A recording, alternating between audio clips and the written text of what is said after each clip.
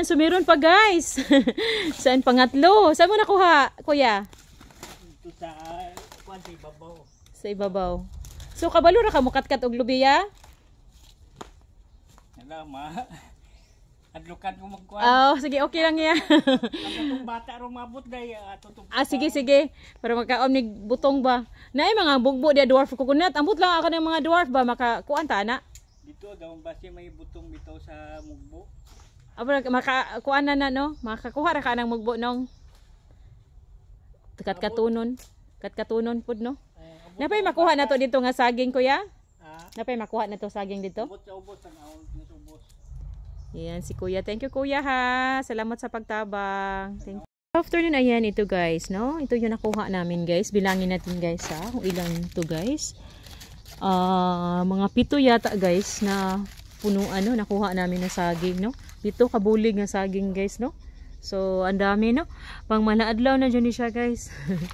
So, hindi namin kayang buhatin to guys. So, kuha kami ng pwede makatulong namin dito sa sa pwede makabuhat ba no sa saging. So ito lahat guys no, dito namin to kinukuha guys. So ayan no, ito guys maraming mga puno ng saging, meron pang mga maliliit guys dito.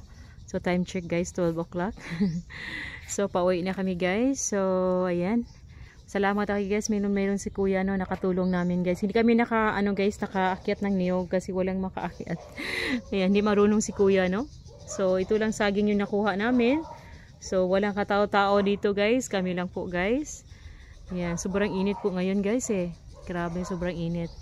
So mga bandang alas 3 siguro guys. So pauwi na kami no. So for now, kailangan namin itong sipi-sipion na mo guys no, ilagay sa sako.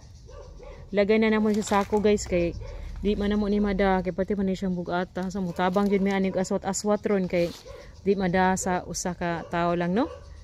So ayan, so maraming mga aso ngayon guys no.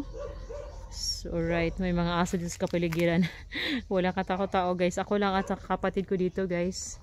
Yung mother ko nandoon na guys no, relax lang muna kasi sobrang init guys So ito yung mga dwarf coconut guys doon guys.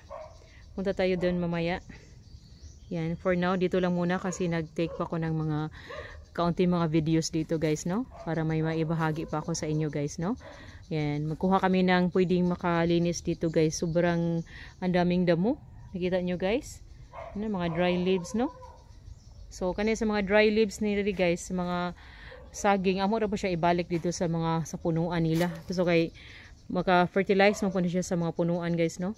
So dito ra ginabutang po ang aning among gilimpyo, ibutang ra po namo dito sa punuan sa kuan. So alright, that's all for today guys. So God bless po na happy weekend sa inyong lahat. Bye bye.